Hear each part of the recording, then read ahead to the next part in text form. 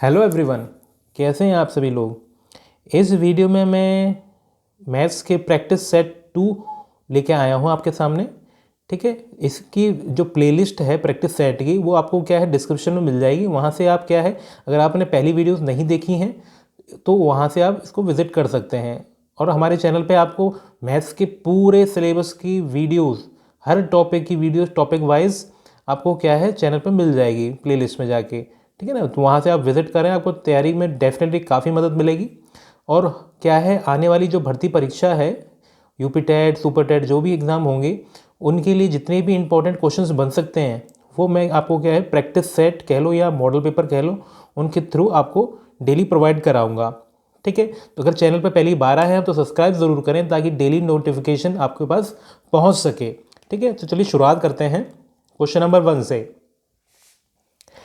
मैं इंग्लिश और हिंदी दोनों लैंग्वेज में क्वेश्चन है ताकि आपको समझने में आसानी हो। If volume of 2 right circular cones, दो शंकुओं के आयतन का अनुपात रेशियो कितना है, 4:1 है। 4:1 है। अगर डायमीटर का रेशियो 5:4 है तो उनकी हाइट्स का रेशियो क्या होगा, ऊंचाइयों का अनुपात क्या होगा। तो पहले देखो, इनका वॉल्यूम का फॉर्मूला आपको पता होना चाहिए कि फॉर्मूला होता क्या है। हमारे पास एक कोन दे रखा है, कोन यानी कि शंकु। ठीक है, मैं आपको फॉर्मूला बता देता हूँ। ये हमारी क्या है, हाइट, ऊंचाई, ये हमारा आर। तो जो वॉल्यूम होता है, वॉल्यूम का फॉर्मूला होता है 1/3 पाई आर स्क्वायर एच। ये क्या है, वॉल्यूम होता है आयतन। अब हमें क्वेश्चन में क्या दे रखा है, वॉल्यूम हमें क्या दे रखा है, रेशियो V1:V2 अनुपात। दो शंकु हैं, उसको पहले शंकु का मैंने आयतन V1 मान लिया, दूसरे का V2 मान लिया। ये हमें कितना दे रखा है, 4:1। ठीक, और क्या दे रखा है, डायमीटर यानी कि D1/D2, डायमीटर यानी कि व्यास कितना दे रखा है, 5:4। अच्छा, एक चीज़ बात हम जानते हैं, जो डायमीटर होता है, व्यास होता है, वो 2 गुणा त्रिज्या होता है, त्रिज्या का दोगुना होता है। तो 2R1 2R2 बराबर 5:4। 2 से 2 कट जाएगा तो यहाँ से R1 और R2 का अनुपात 5:4 आ गया। ठीक है, क्लियर है ना। अब हमसे क्या पूछ रहा है, हाइट का रेशियो पूछा है, ऊंचाइयों का अनुपात पूछा है। तो एक चीज़ देखिए, पहले हम V1 V2 का ना फॉर्मूला लगा लेते हैं। V1 V2 कितना है, 4:1। V1 का फॉर्मूला क्या होगा, 1/3 पाई R1 स्क्वायर H1। RH होता है, अगर हम पहली की बात कर रहे हैं तो R1 और H1 आ गया। इसी तरह से V2 की बात करेंगे तो 1/3 पाई R2 स्क्वायर H2। ठीक है, ये फॉर्मूला लगा दिया। अब हम देख रहे हैं कि 1/3 पाई से 1/3 पाई तो पूरा पूरा कट जाएगा, क्या बचेगा, R1/R2 वर्ग वर्ग चल रहा है तो पूरे का वर्ग कर लिया, इंटू H1/H2। क्लियर है। ठीक है, इससे आगे देखते हैं। हमें क्या है, R1 R2 की वैल्यू तो 5:4 दे रखी है, तो 4:1 बराबर R1 R2 कितना है, 5:4। वर्ग करेंगे कितना आएगा, 25/16। H1 H2 ऐसे के ऐसे चल रहे हैं।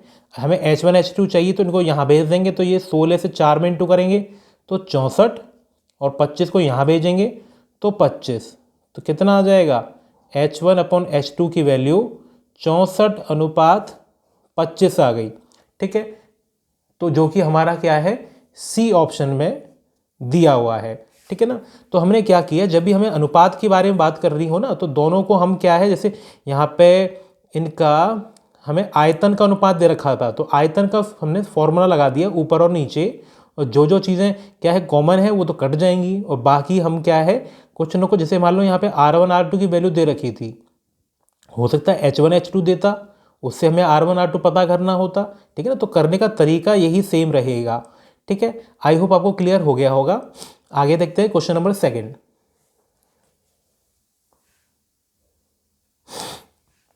इन a trapezium length of parallel side are 10 and 8 centimetre. एक समलंब चतुर्भुज है, उसकी समांतर भुजाओं की लंबाई कितनी है, 10 और 8 है। एक समलंब चतुर्भुज यानी कि ट्रेपीजियम क्या है, ऐसे होता है। इसकी भुजाएं कितनी हैं, जो समांतर हैं, समांतर भुजा, एक को मैंने 10 मान लिया, ये बड़ी वाली है 10 मान लिया, ये 8 मान लिया, ठीक है। अच्छा, हमें क्या दे रखा है, length of line joining mid point of non parallel side, जो असमांतर भुजाएं हैं उनके मध्य बिंदु को मिलाने वाली रेखा, यानी कि ये जो असमांतर हैं इनको मध्य बिंदु को मैं जो जोड़ दूं तो इसकी जो लंबाई है ये क्या होगी। तो देखो इसका एक फॉर्मूला होता है कि है ना, हम ऊपर वाली और नीचे वाली को जोड़कर आधा कर दें तो ये कितना आ जाएगा, 18/2 यानी कि 9 सेंटीमीटर, ठीक है। ये फॉर्मूला है, इस पे क्वेश्चन आया भी हुआ है पिछली बार के सुपर टेट में, ठीक है ना। जब भी हमें इस तरह से दे रखा हो और मध्य बिंदु को ज्वाइन करने वाली लाइन पूछी हो लेंथ, तो हमें क्या है, दोनों को जोड़कर आधा कर देना है।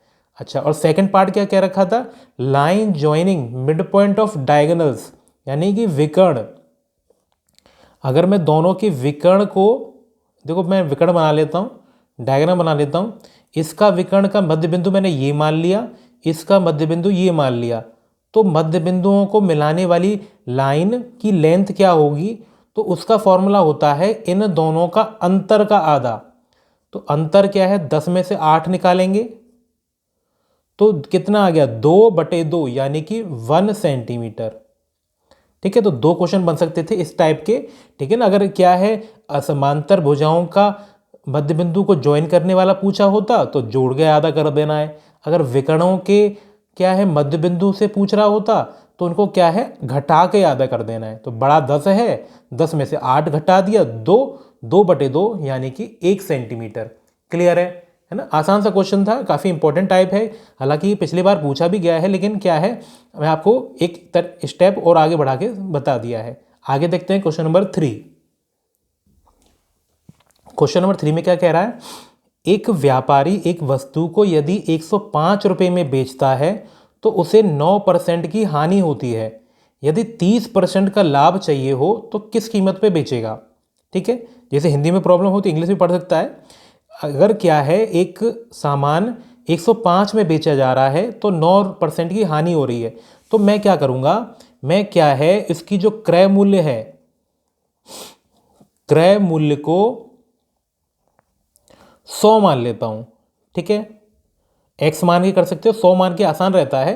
अब हमसे क्या कह रहा है कि 9% की हानि, यानी कि देखो 100 रुपये का सामान था, अगर 9% की हानि हुई यानी कि 100 में से 9 कम कर दिया तो कितना बचेगा, 91, ठीक है। 100 में से 9 कम कर दिया, 91। अब इस 91 की वैल्यू कितनी दे रखी है, 105 दे रखी है। ये हमारा क्या आ गया, विक्रय, विक्रय मूल्य, ठीक है। दोबारा बता देता हूँ, अगर आपको प्रॉफिट लॉस में थोड़ा डाउट हो तो इसकी क्या है, वीडियो की लिंक मैं आपको नीचे डिस्क्रिप्शन में प्रोवाइड करा दूंगा। वहाँ पे आप क्या है, 2 पार्ट्स मिलेंगे, ठीक है ना। वहाँ से आपको काफ़ी अच्छी प्रैक्टिस हो जाएगी इस टॉपिक की, ठीक है। फिर मैं एक्सप्लेन कर देता हूँ कि क्रय मूल्य मैंने 100 माना, इस पे 9% की हानि हो रही है, हानि यानी कि घाटा। तो 100 रुपये, परसेंटेज का मतलब क्या होता है, प्रतिशत, 100 पे अगर 9% का घाटा हो रहा है, यानी कि 100 पे 9 रुपये का घाटा हो रहा है, तो 9 रुपये कम में बेचेगा, कम में बेचेगा यानी कितने में बेचेगा, 91 में बेचेगा। लेकिन हमें कितना दे रखा है, 105 दे रखा है। अगर 91 की वैल्यू क्या है, 105 है, तो 1 की वैल्यू कितनी होगी, 105/91, ठीक है। 7 से काटेंगे तो ऊपर 15 आ गया, 7 से काटेंगे नीचे तो 13 आ गया, ठीक है। तो 15/13 हमारा 1 का मान है, 1 की वैल्यू, ठीक है। अब हमसे क्या पूछ रहा है कि 30% लाभ, अगर 30% लाभ में बेचना हो तो 100 रुपये पे 30% लाभ यानी कि 130 विक्रय हो गया, ये तो हो गया।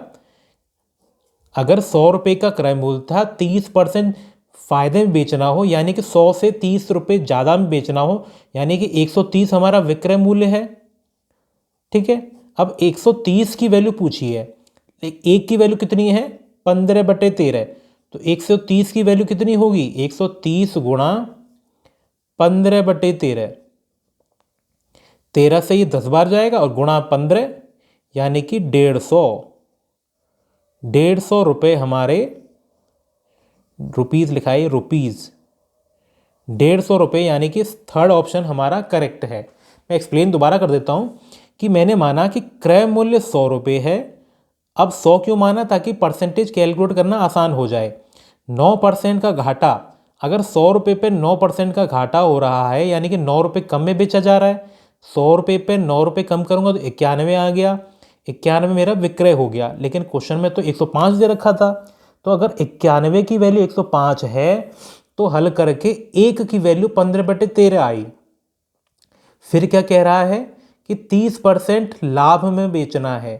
अब 30% लाभ यानी कि 30% 100 रुपये से ज़्यादा में बेच रहा है, यानी कि 130 में बेच रहा है। अगर विक्रय मूल्य मेरा 130 है तो उसकी वैल्यू कितनी होगी, अगर एक की वैल्यू 15/13 तो 130 की वैल्यू 130 गुणा 15/13, 13 से 10 बार कटा, 10 गुणा 15 150, ठीक है, जो कि हमारा थर्ड ऑप्शन में था। क्लियर है। अगर आपको ज़रा सा भी डाउट लगता है ना किसी पर्टिकुलर क्वेश्चन में, तो आप क्या है डिस्क्रिप्शन में जाके उस टॉपिक की वीडियो को क्या है वहाँ से समझ सकते हैं। वहाँ पे हर टॉपिक की आपको 15, 20, 20, 25 क्वेश्चन मिल जाएंगे प्रैक्टिस के लिए। ठीक है, अगर वीडियो को एक बार क्या है आप बैक करके देखेंगे तो दोबारा भी आपको समझ में आ जाएगा। नेक्स्ट देखते हैं क्वेश्चन नंबर 4। क्वेश्चन नंबर 4 में क्या कह रहा है, किसी वस्तु की कीमत में 10% की कमी करी गई, उसे पुराने मूल्य को पुनः पाने के लिए नए मूल्य में कितने % वृद्धि करनी पड़ेगी। ठीक है, तो क्या कह रहा है कि एक आर्टिकल है, उसकी कीमत क्या कट बाई मतलब इतनी % कम हो गई, तो मैंने शुरुआत में इसकी कीमत क्या मान ली 100 मान ली। शुरुआत में मैंने क्या मानी 100 मान ली।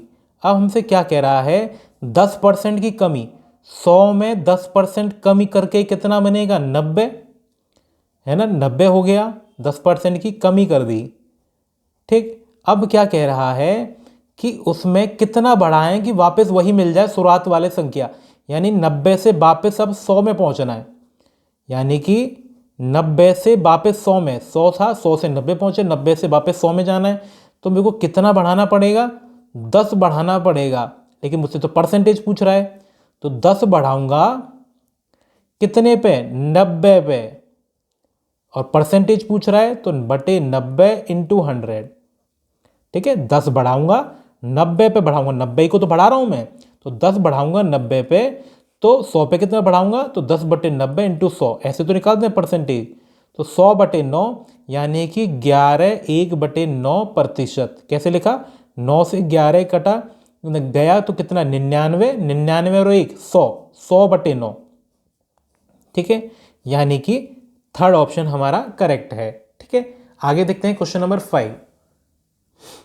If a man loses 20% on selling price, यदि किसी व्यक्ति को विक्रय मूल्य पर 20% की हानि होती है तो क्रय मूल्य पर हानि क्या होगी। तो देखो ये क्वेश्चन काफ़ी इंपॉर्टेंट है।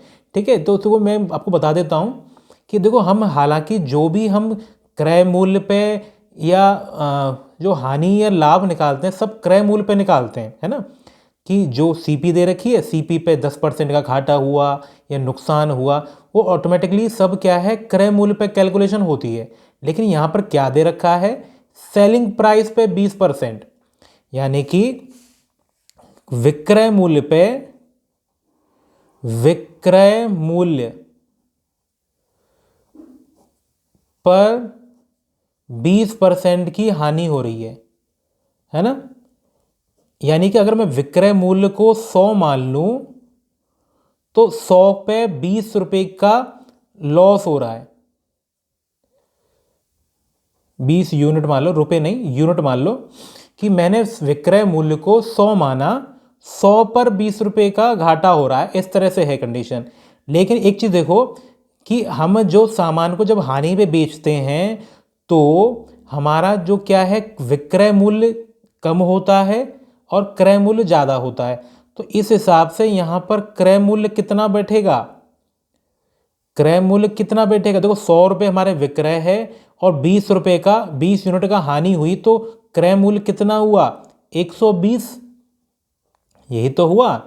अगर विक्रय मूल्य पे बात कर रहे हैं हम, विक्रय को 100 माना और परसेंटेज मतलब 100 पर 20 रुपये, है ना, 100 पर 20। अगर 100 रुपये हमारा विक्रय था, 20 का घाटा हुआ, तो खरीद कितने की होगी 120 की। ऐसे तो होता है, 120 में 20 रुपये घटाएंगे तभी तो 100 आएगा। तो हमने जोड़कर क्रय मूल्य पता कर लिया। अच्छा, अब हमसे परसेंटेज लॉस पूछा है क्रय मूल्य पे। अब एक चीज़ बताओ, 20 रुपये का घाटा हो रहा है, अब हमसे पूछा किस पे जा रहा है, क्रय मूल्य पे बता दो। तो क्रय मूल्य तो हमारा 120 है, तो बटे में 120 आ गया, इंटू 100। 20 से कटा 6 बार, 2 से कटेगा 50 बटे 3, ठीक है, जो कि हमारा फोर्थ ऑप्शन में है। ये सुपर टेट 2019 में पूछा गया क्वेश्चन है, ठीक है। मैं दोबारा रिपीट कर देता हूं, विक्रय मूल्य पर 20% की हानि हो रही है, तो विक्रय मूल्य को मैंने 100 माना, 20% की हानि यानी कि 100 पर 20 रुपये का घाटा हो रहा है। अगर 20 रुपये का घाटा है और विक्रय 100 है, तो क्रय कितना होगा 120, है ना, क्रय ज़्यादा होता है हानि के केस में। अच्छा, अब क्रय मूल्य पर हमें क्या है, हानि प्रतिशत निकालनी है। तो हानि 20 है और क्रय 120 है, यानी कि 20 बटे 120 इंटू 100, जो कि 50 बटे 3 आ गया। क्लियर है। आगे देखते हैं क्वेश्चन नंबर 6। क्वेश्चन नंबर 6 में कहा जा रहा है, किसी घन का विकर्ण 8√3 है, तो संपूर्ण पृष्ठ क्षेत्रफल ज्ञात कीजिए। तो एक चीज बताओ, अगर इसकी मैं भुजा ए मान लूं, भुजा अगर ए मान लूं, तो जो विकर्ण होता है, विकर्ण का सूत्र होता है a√3। ठीक है, इसे आप नोट कर लीजिए। अगर भुजा ए है तो विकर्ण कितनी हो गई a√3। अब इसका मान कितना दे रखा है, इसका मान दे रखा है 8√3।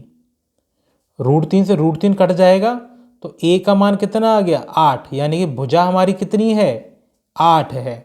ठीक है, अब हमसे पूछा क्या है, संपूर्ण पृष्ठ क्षेत्रफल, सब टोटल सरफेस एरिया। अब यहाँ पर क्या है, टोटल सरफेस एरिया का जो फॉर्मूला होता है वो होता है 6 इंटू भुजा का वर्ग। तो 6 इंटू भुजा का वर्ग, भुजा कितनी 8, 8 का वर्ग, यानी कि 6 गुणा क्या है 64, कितना आ जाएगा 4, तो ये आ गया 384, 384 सेंटीमीटर वर्ग, यानी कि फोर्थ ऑप्शन हमारा करेक्ट है। ठीक है, क्लियर है। आसान सा क्वेश्चन था, बस फॉर्मूला आपको पता होना चाहिए था। ठीक है, कहीं भी आपको कुछ नया सीखने को मिलता है तो वहाँ पे क्या है, आप उसको नोट ज़रूर कर लीजिए फॉर्मूले को। और सेशन पसंद आ रहा है तो लाइक ज़रूर करें, कमेंट ज़रूर करें, ताकि हमें मोटिवेशन मिले ज़्यादा से ज़्यादा वीडियो आपके पास पहुँचाने के लिए। अगर चैनल पर पहली बार आए हैं तो सब्सक्राइब ज़रूर करें, ठीक है, ताकि डेली की डेली जो वीडियोज़ में 15-15 क्वेश्चनों की अपलोड कर रहा हूँ वो आपको मिल सकें टाइम टू टाइम। ठीक है, आपको ये आने वाली जो भर्ती परीक्षा है तब तक डेली के डेली आपको 15-15 क्वेश्चन मिलेंगे प्रैक्टिस करने के लिए। ठीक है ना। आगे देखते हैं क्वेश्चन नंबर 7। शेषफल ज्ञात कीजिए। अच्छा, मैंने 4 एग्जाम्पल लिए हैं, चारों को मैं एक्सप्लेन करूंगा। ठीक है, आपको समझते चलें कि कैसे कैसे किया जा रहा है। देखो, शेषफल क्या है, काफ़ी इंपॉर्टेंट टॉपिक है। कई वैरायटी ऑफ क्वेश्चन बनते हैं शेषफल निकालने के लिए। इसमें क्या है, मैं आपको एक अलग से वीडियो पे और क्लियर कर दूंगा। हालांकि मैं इसमें जो टाइप यूज़ कर रहा हूँ उसको मैं अच्छे से एक्सप्लेन कर देता हूँ। यहाँ पर क्या दे रखा है, 17 की घात 200 है बटे 18, 18 की 35 की घात 200 है बटे 18। ठीक है, तो देखो क्या करने का तरीका होता है, जो नीचे जो संख्या दी होती है ना, नीचे जो संख्या दी होती है उसमें कुछ इंटू करके अगर हम ऊपर वाले को लिख पा रहे हैं, या इसमें से नहीं कुछ घटा के जोड़कर ऊपर वाली संख्या को लिख पा रहे हैं, तो हम क्या है उस तरीके से कर लेंगे। जैसे मैं अभी करके बताऊंगा आपको। मैं सबसे पहला आपको एग्जांपल करके बताता हूं कि 17 की घात 200 है बटे 18 है। अब एक चीज बताओ कि 17 है, क्या 17 को मैं 18 माइनस 1 लिख सकता हूं?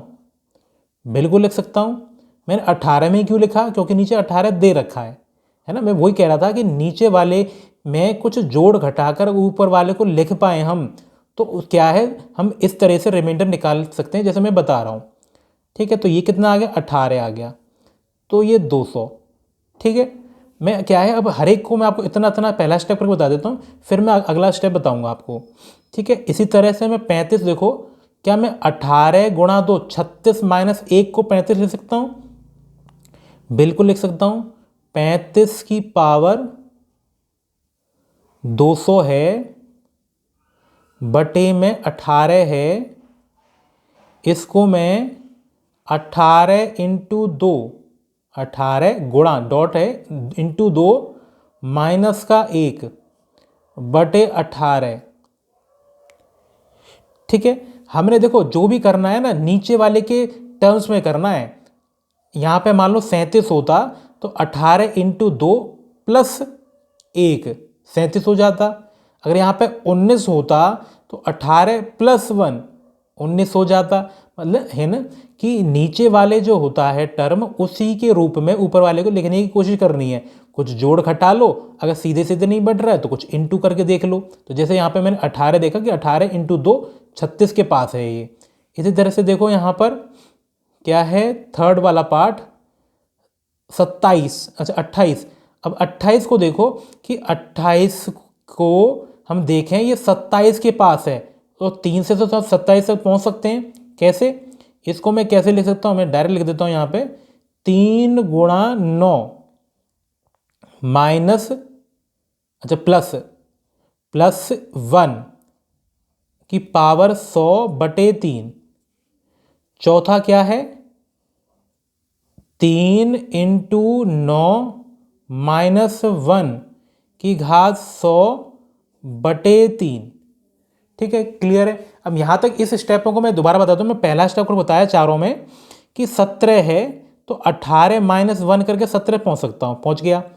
18 से 35 कैसे पहुँचो कि 18 इंटू 2 36 होता है, उसमें से 1 घटाएंगे 35 आ गया। 18 इंटू 2 प्लस 1 करता तो 37 आ जाता, अगर 37 होता तो उसको करने के लिए। यहाँ पे देखो 28 है, 28 को मैं 3 गुणा 9 प्लस 1 करके पहुँच सकता हूँ। 26 को मैं 3 गुणा 9, देखो ये 3 गुणा 9 आपको अपने आप प्रैक्टिस करके ही पता चलेगा। हालांकि साफ साफ दिख रहा है कि मैं बता रहा हूँ कि ऊपर जो संख्या होती है ना उसको नीचे वाली संख्या के कुछ इंटू के साथ जोड़ घटा के सेट करना पड़ता है। 28 है तो ये 27 प्लस 1 होता है, 26 है 27 माइनस 1 होता है, और 27 क्या है, हम 3 से पहुंच सकते हैं 3 गुणा 9 करके, 3 गुणा 9 करके। ठीक है, अच्छा इसके बाद क्या करना होता है, इसके बाद आपने कुछ नहीं करना, डायरेक्ट देखो ये 18 वाला पहला नंबर हटा दो, बस बाकी संख्या लिख दो। -1 की घात 200 बटे 8 18। ठीक है, आपने कुछ नहीं करना, ये सीधा कट जाएंगे। बाइनोमियल थ्योरम होती है, बाइनोमियल प्रमेय, उससे सीधा कट जाता है ये सॉल्व करके। बस हमें -1 की पावर 200 लिख देनी है। यहाँ पे इस वाले में क्या आएगा, ये पूरा कट जाएगा, तो -1 की पावर 200 बटे 18। ये यहाँ पे तीसरे वाला 1 की पावर 100 बटे 3। ये क्या आएगा, -1 की पावर 100 बटे 3। ठीक है, बाइनोमियल प्रमेय से हमें क्या है, बाइनोमियल नहीं लगा के देखना, मैं डायरेक्ट बता रहा हूँ कि हमें क्या है, पहली वाली संख्या अगर मिल गई है, जो 18 18 आ रहा है, 18 18 मिल रहा है, 3 से यहाँ पे 3 मिल रहा है, 3 से 3 मिल रहा है, यहाँ पर हम बाकी जो संख्या है यहाँ पे -1 या +1 जो भी बच रहा है उसकी पावर लिख देंगे। अच्छा अब -1 है, -1 की पावर क्या है, यहाँ पर क्या है, इवन सम संख्या, और माइनस अगर नेगेटिव की पावर अगर सम संख्या हो तो +1 आएगा, और +1 अपन 18, अगर हम 18 से 1 को काटें तो कटेगा तो है नहीं, कितना शेषफल बचेगा, 1 ही रह जाएगा। ठीक है, क्योंकि 18 से कट ही नहीं रहा तो शेषफल क्या है, 1। इसी तरह से यहाँ पे -1 की पावर एक सम संख्या तो 1 आएगा, शेषफल कितना आ गया, 1। -1 की पावर 100 कितना, 1 ही होता है, तो 1/3 इक्वल्स टू 1। -1 की पावर एक सम संख्या है तो +1/3 इक्वल्स टू 1। ठीक है, तो देखो 4 क्वेश्चन लिए हमने, एक ही टाइप के थे, थोड़ा थोड़ा सा अंतर करके बताया। अगर आपको ज़्यादा क्वेश्चन इसी टाइप पे प्रैक्टिस करनी हो तो मैं अलग से वीडियो बना के अपलोड कर दूंगा। ठीक है, आगे देखते हैं क्वेश्चन नंबर 8। अगर यहाँ पर आपको थोड़ा डाउट लगता है ना, बैक करके दोबारा देखें, आपको डेफिनेट समझ में आ जाएगा। मैंने 4 एग्जाम्पल लिए हैं इस टाइप के। आगे देखते हैं क्वेश्चन नंबर 8। इसको सरल करने का क्वेश्चन है, सिंप्लीफाइंग करने का क्वेश्चन है। हमें बस रूट पता होना चाहिए किसके क्या क्या होते हैं। 3 यानी कि घनमूल 15 6 1 2 प्लस 154। 225 का वर्गमूल है यहाँ पे कितना होता है, 15 होता है। ठीक है, 3 15612। 154 में 15 जोड़ेंगे 169 आएगा। 169 का वर्गमूल कितना होता है, 13। 3 1 5 6 12 13 जोड़ के 25, ये आ गया। और इसका हम करें क्या है, घनमूल।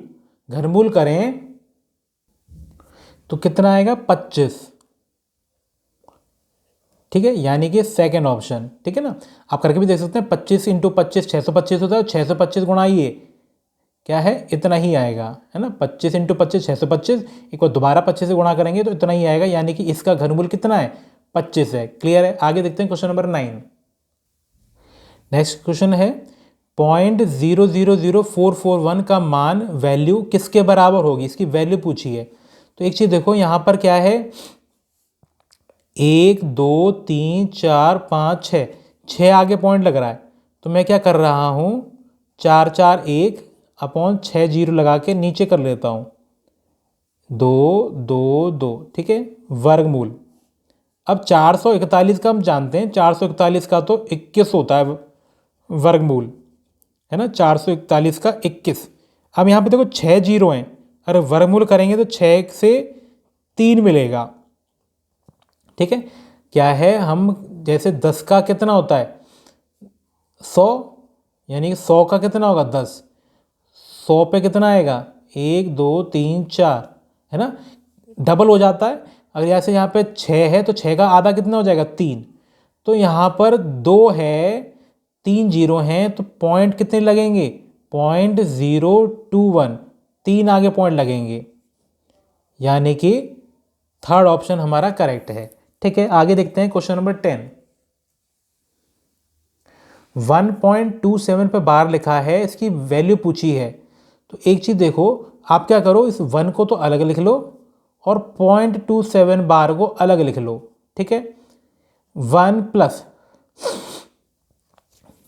जब भी इस तरह से क्वेश्चन हो तो आपने क्या करना है, जैसे ये वाला पार्ट है तो 27 और जितने पे बार है उतने बार 9 लगा देना है नीचे। 2 पे बार है तो 2 बार 9 लगा देना है। अगर यहाँ पे 3 पे बार होता तो 3 बार 9 लगा देना है। ठीक है, ये करना है आपने। अब देखो हम यहाँ पे लिखें 9 से काटेंगे 3 बार, 9 से काटेंगे 11 बार। इसको मैं अब हल करता हूँ तो 11 से इंटू 11 प्लस 3 14, यानी कि 14/11 इसका करेक्ट उत्तर है। ठीक है, क्या किया हमने, यहाँ पर 1 को अलग लिख लिया, 27 है पॉइंट लगा के ऊपर बार लिख रखा है। बार का मतलब मैं आपको बता देता हूँ, बार का मतलब होता है ये क्या है 27 27 27, इस तरह से बढ़ता जा रहा है। तो इसको रोक के एक साथ फ्रैक्शन में लिखने का तरीका क्या होता है, जितने पे बार आ रहा है उतने बार 9 नीचे लगा दो। ठीक है, अच्छा, तो हमने क्या है इसकी जगह पे ये लिखा, इसको सिंप्लीफाई करके हमारा 14/11 आ गया है। ठीक है, क्लियर है। अगर डाउट हो तो आपको क्या है, मैं बार वाली क्वेश्चन की वीडियो अलग से बना दूंगा। ठीक है ना, उसको क्या है आप देखें, और आपको डेफिनेटली डाउट इसका कोई भी बचेगा नहीं, क्लियर हो जाएगा एकदम। ठीक है, आगे देखते हैं क्वेश्चन नंबर 11।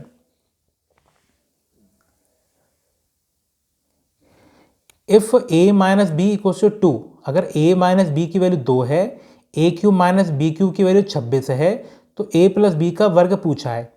तो एक चीज़ देखो, पहले हमें a प्लस बी का वर्ग चाहिए, तो इसके लिए हमें क्या क्या चीज़ की ज़रूरत पड़ेगी, a square plus B square plus 2ab, ये सब चाहिए हमें। या ये कह लो कि अगर a प्लस बी ही मिल जाए तो उसका वर्ग कर दूंगा तो आंसर आ जाएगा, है ना। अब जो हमें डाटा दे रखा है इससे हम क्या क्या निकाल सकते हैं वो देखते हैं। अगर a माइनस बी है, हमें 2 दे रखा है, तो दोनों तरफ मैं क्यूब कर देता हूँ। अगर यहाँ पे क्यूब करूँगा तो a cube minus B cube minus 3ab bracket में a माइनस बी बराबर 2 का क्यूब 8। अब इसकी वैल्यू तो हमें कितनी दे रखी है 26, तो ये कितना आ गया 26 माइनस 3ab, और a माइनस बी कितना दे रखा था 2 दे रखा था, बराबर 8 आ गया।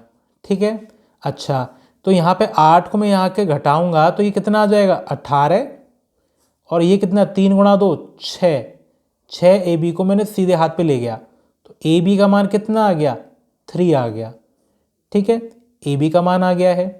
अब एक चीज़ देखो, a माइनस बी का वर्ग अगर मैं करता हूँ तो a square plus B square minus 2ab बराबर 4 मिलेगा। अब a स्क्वायर बी स्क्वायर मुझे चाहिए यहाँ पे, तो a square plus B square minus 2ab कितना है 3, तो 2 गुणा 3 6 बराबर 4 आ गया। तो यहाँ से a square plus B square का मान कितना मिलेगा 10 मिलेगा, है ना। a square plus B square का मान कितना मिलेगा 10 मिलेगा। अब क्या है, अगर हमें a square plus B square भी पता चल गया, इसकी वैल्यू पता चल गई है, तो पुट कर देते हैं a square plus B square plus 2ab, जो कि हमें इसकी वैल्यू तो हमें यहाँ पे 10 मिली है, प्लस ab कितना है 3, तो 3 इंटू 2 6 यानी कि 16। तो 16 इस क्वेश्चन का करेक्ट आंसर है, जो कि थर्ड ऑप्शन में है। ठीक है, क्लियर है ना। आसान सा क्वेश्चन था, बस हमें फॉर्मूला पता होना चाहिए था कि a माइनस बी का होल क्यूब कितना होता है और a माइनस बी का होल वर्ग कितना होता है। तो हमें पता है यहाँ पे कि हमें अगर a square plus B square, या क्या है a square plus B square और ab, या हमें a प्लस बी, इनमें से कुछ भी मिल जाए, दोनों से हम क्या है इसका आंसर निकाल सकते थे। आगे देखते हैं क्वेश्चन नंबर 12। अगर कहीं भी आपको डाउट लगता है ना, बैक करके दोबारा देखें, आपको डेफिनेटली समझ में आ जाएगा। ठीक है, आपको साथ साथ क्वेश्चन डेली करके देखने हैं, ताकि आपको साथ के साथ क्वेश्चन समझ में आते चलें और आपकी तैयारी अच्छे से हो पाए। आगे देखते हैं question number 12। Ratio of two numbers is 4:5 और उनका एलसीएम दे रखा है 120। तो संख्याएं क्या हैं, तो एक चीज़ देखो, दो संख्याएं हैं, उनका अनुपात दे रखा है। अनुपात दे रखा है तो मैं संख्या को 4x और 5x मान लेता हूँ। ठीक है, ऐसे तो करते हैं, जब अनुपात दे रखा हो उनको अलग अलग तोड़ के लिखना हो तो यही लिखेंगे। अच्छा, अब इनका एलसीएम देखो, एलसीएम निकालने का आपको तरीका आता होगा कि एलसीएम के लिए क्या करते हैं, जो चीज़ कॉमन होती है उसे हम एक बार लिखते हैं, जो चीज़ कॉमन होती है उसे हम एक बार लिखते हैं, और बाकी जो बचा 4 और 5 उनको इंटू करके लिख देते हैं। एलसीएम निकालने का यही तो तरीका होता है। आपको डिस्क्रिप्शन में क्या है एलसीएम एचसीएफ की वीडियो मिल जाएगी, वहाँ पे मैंने क्या है हर एक टाइप के क्वेश्चंस एक्सप्लेन किए हुए हैं। ठीक है, तो 4 और 5, तो ये कितना आ गया 20x, तो एलसीएम कितना आ गया 20x आ गया। लेकिन ये तो हमें 120 दे रखा है, तो x की वैल्यू कितनी आ गई 6 आ गई, 20 से 6 बार कटेगा। अब हमसे क्या पूछा है, संख्याएं पूछी है। अगर मैं यहाँ पर 6x का मान 6 लगा दूँ तो ये कितना आ गया 24। अगर यहाँ पे लगा दूँ तो 6 का मान x की जगह पे 6 लगा दूँ तो 30। हाँ, यानी कि हमारी जो संख्याएं हैं कितनी आ गई 2430 आ गई। अगर हमसे यहाँ पे पूछा कि इसका एचसीएफ बता दो, तो एचसीएफ देखो, जो चीज़ इनमें कॉमन है वही तो एचसीएफ है। क्या कॉमन है x, तो एचसीएफ कितना है यहाँ पे 6। ठीक है, दोनों चीज़ बता दी मैंने आपको। आगे देखते हैं क्वेश्चन नंबर 13। क्वेश्चन नंबर 13 में कहा जा रहा है all side of a quadrilateral ABCD, किसी चतुर्भुज की चारों भुजाएं किसी वृत्त को स्पर्श करती हैं, तो यदि 3 भुजाएं दे रखी, चौथी पूछी है। तो काफ़ी अच्छा क्वेश्चन है। एक मैंने चतुर्भुज माना, जरूरी नहीं है कि ये वर्ग है या कुछ भी हो, मैंने मान लिया कि ये चतुर्भुज है, 4 भुजाएं हैं। ठीक है, इस तरह से एक गोला बना दिया मैंने, इनका नामकरण कर देंगे हम ABCD। AB दे रखा है 6 सेंटीमीटर, BC दे रखा है 7.5 सेंटीमीटर, CD दे रखा है 3 सेंटीमीटर और DA की जानकारी करनी है। ठीक है, तो इसका एक फॉर्मूला होता है, जब इस तरह से कंडीशन में नहीं हो, सामने वालों का सम बराबर होता है, यानी कि इसको अगर मैं x मान लूँ तो इन दोनों का योगफल यानी कि x + 7.5 बराबर इन दोनों का योगफल यानी कि 9। x कितना आ जाएगा? 1.5 आ जाएगा। ठीक है, बस आपको ये जानकारी करनी थी कि सामने वाले सम बराबर होते हैं, इन दोनों का सम बराबर इन दोनों का सम। ठीक है, आगे देखते हैं क्वेश्चन नंबर 14। अच्छा, हमें इस क्वेश्चन में क्या दे रखा है कि AB परपेंडिकुलर है, लंबवत है BC के। AB क्या है? BC के लंबवत है। और क्या दे रखा है? AD 3 सेंटीमीटर है। अच्छा, एक चीज़ और है यहाँ पे, ये BD है, ये भी लंबवत है। देखो, जब इस तरह से कंडीशन बनी हो ना कि ये भी परपेंडिकुलर है, ये भी परपेंडिकुलर है और BD पूछा हो तो क्या है? 2 फॉर्मूले होते हैं। BD निकालने के 2 फॉर्मूले होते हैं। पहला होता है BD² बराबर AD इंटू DC। ठीक है, पहला फॉर्मूला कि ये अगर भुजा चाहिए हो, BD² बराबर AD इंटू DC, ऊपर वाला हिस्सा इंटू नीचे वाला हिस्सा। सेकंड फॉर्मूला होता है BD बराबर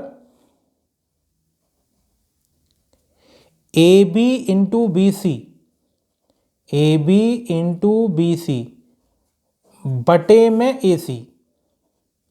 ये 2 फॉर्मूले होते हैं, ऐसे आप नोट कर लीजिए, आपको कहीं ना कहीं ज़रूर क्वेश्चन मिलेगा, आपको वहाँ पे आप हेल्प हो जाएगी इस फॉर्मूले से। ठीक है, 2 फॉर्मूले होते हैं। अब यहाँ पे हमारा काम किससे चलने वाला है? AD और AC से। अब एक चीज़ देखो, ऊपर वाला AD कितना है? 3,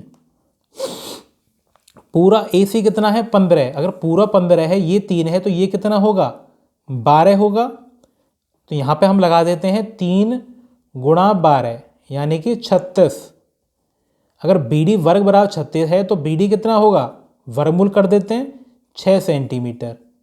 ठीक है, तो जो भी क्वेश्चन में हमें डाटा दे रखा था उसे हम फॉर्मूला लगाते तो हमने देखा कि इस वाले फॉर्मूले से हमारा BD निकल पा रहा था। ठीक है, क्लियर है। लास्ट क्वेश्चन है क्वेश्चन नंबर 15 इस वीडियो का। A sum borrowed under compound interest double itself in 10 years. तो 4 फोल्ड कितना होगा, मतलब 4 गुना कितने साल में होगा? तो देखो क्या कह रखा है, चक्रवृद्धि ब्याज के अंतर्गत ली गई एक धनराशि 10 वर्षों में दुगनी हो रही है। चक्रवृद्धि ब्याज का टॉपिक क्या है, आपको डिस्क्रिप्शन में वीडियो का लिंक मिल जाएगा, वहाँ से आपको ये टॉपिक के क्या है 20-25 क्वेश्चंस करने को मिलेंगे। वहाँ पे मैंने काफ़ी अच्छे से क्या है टॉपिक को क्लियर कराया हुआ है। ठीक है ना, वहाँ से आप ज़रूर देखें, आपको डेफिनेटली काफ़ी हेल्प मिलेगी इस टॉपिक को क्लियर करने के लिए। हमें क्या दे रखा है? 10 वर्षों में दुगना। तो देखो क्या करने का तरीका होता है कि पहले लिख लो, इस बात को लिख लेते हैं। तो देखो क्या से करना होता है, इसको बेसिक से और ट्रिक से मैं दोनों से बताऊंगा, आपको दोनों से समझ आ जाएगा। पहला ट्रिक देखो कि इसको क्या है ट्रिक से कैसे करना है। पहले आप लिख लो, पहला केस में टाइम कितना दे रखा है? 10 साल। और n मान लो कितने गुना, कितना गुना है? 2। ठीक है, डबल हो रहा है यानी कि दुगना हो रहा है, 10 साल में दुगना हो रहा है। अच्छा, T1 मान लिया, N1 मान लिया। दूसरे केस में हमें टाइम पूछ रहा है, कितना टाइम लगेगा, और दूसरे केस में गुना कितना है? 4 गुना। तो देखो क्या करना होता है, ये दूसरा वाला जो पूछा हुआ है ना, इसको मैं पहले वाले गुना के पावर में कितना लिख पाऊंगा? यहाँ पे देखो 2 है, इसको मैं 2 की पावर 2 लिख सकता हूँ, है ना। तो क्या आंसर जो होगा T2 हमारा, ये जो पहला जो टाइम है उसमें ये इस पावर को इंटू कर देते हैं, यानी कि 10 गुणा 2 यानी कि 20 वर्ष। सिंपल सा था। इस दोबारा देख लेते हैं इस ट्रिक को। पहले केस में हमें टाइम क्या है? 10 साल दे रखे हैं और गुना कितना? N1 गुना कितना है? 2। दूसरे केस में टाइम पता नहीं, लेकिन गुना हमें दे रखा है 4 गुना। अब ये दूसरे वाला केस गुना होता है ना, उसको हम पहले वाले के पावर में लिखने की कोशिश करेंगे। यहाँ पे 4 था तो 2 की पावर 2 लिख दिया, अगर 8 होता तो 2 की पावर 3 लिखता, 16 होता तो देखो जब इस तरह क्वेश्चन बन रहा है गुना वाला तो डेफिनेटली इसी टाइप का बनेगा। ठीक है, तो यहाँ पर 2 की पावर 2 लिख पा रहा हूँ मैं यहाँ पे, तो जो पावर होगी पावर से पहले वाले टाइम को इंटू कर देना है। यहाँ पे घात 2 है, 2 से पहले वाले टाइम में इंटू कर देंगे तो जो आंसर आएगा वही हमारा दूसरे केस वाला टाइम के बराबर होगा। अगर हमको फॉर्मूले से करना चाहें तो देखो कैसे करना है। अमाउंट का फॉर्मूला होता है P into 1 plus R upon 100 की पावर n। यहाँ पे A हमारा क्या है, अमाउंट, P क्या है, मूलधन, ठीक है, R क्या है, रेट, n क्या है, टाइम। पहले केस में क्या कह रहा है, अमाउंट हमारा दुगना हो गया, यानी कि A हमारा 2P हो गया, ठीक है। अच्छा, R के बारे में तो जानकारी है नहीं, लेकिन n के बारे में दे रखा है, n कितना है, 10। P से P कट गया तो यहाँ पर 1 प्लस R अपॉन 100 की पावर 10 की वैल्यू कितनी आ गई, 2 आ गई, पी कट गया, 2 के बराबर आ गई। अच्छा, अब हमें सेकंड केस में क्या दे रखा था कि अमाउंट हमारा 4 गुना हो रहा है, यानी कि 4P बराबर P 1 प्लस R अपॉन 100 की पावर n, क्योंकि दूसरे केस में हमें टाइम पता नहीं है तो दूसरे केस में कितना मान लिया, n मान लिया, ठीक है। अच्छा, तो यहाँ पे देखो P से P कट गया है, ठीक। अच्छा, अब यहाँ पे हमें क्या करना है कि जब इसकी वैल्यू 2 है और यहाँ पे 4 हो रहा है, यानी कि 2 की घात 2 हो रही है। यहाँ पे 2 था, यहाँ पे 2 की घात 2 हो रही है, यानी कि इसकी घात भी 2 होगी। 4, अगर 2 की वैल्यू इतनी है तो 4 की वैल्यू कितनी होगी, पावर कर देंगे, यानी कि 1 प्लस R अपॉन 100 की पावर 2 कर देंगे, यानी कि 20 हो जाएगी। यहाँ पे अगर मैं इससे तुलना करूं, अगर दोनों तरफ की तुलना करूं तो n कितना आ गया, 20 ईयर्स, ठीक है। तो जैसे आप करना चाहें वैसे सीख सकते हैं, लेकिन हालांकि ये काफ़ी आसान तरीका है, बस 2 बार आप करके देखेंगे आपको डेफिनेटली काफ़ी समझ में आ जाएगा ये। अगर आप ज़्यादा डिटेल में जानना चाहते हैं चक्रवृद्धि ब्याज के टॉपिक को, तो आपको क्या है, प्लेलिस्ट में जाकर या डिस्क्रिप्शन में जाकर इसकी वीडियो का लिंक मिल जाएगा, वहाँ से आप इसे देख सकते हैं, आपको डेफिनेटली क्लियर हो जाएगा ये टॉपिक, ठीक है। तो आई होप आपको आज के 15 क्वेश्चन अच्छे से समझ में आ गए होंगे। अगर सेशन पसंद आ रहा हो तो लाइक ज़रूर करें, कमेंट ज़रूर करें, ताकि हमें मोटिवेशन मिल सके ज़्यादा से ज़्यादा वीडियो आपको पहुंचाने के लिए, ठीक है। तो थैंक्स फॉर वॉचिंग।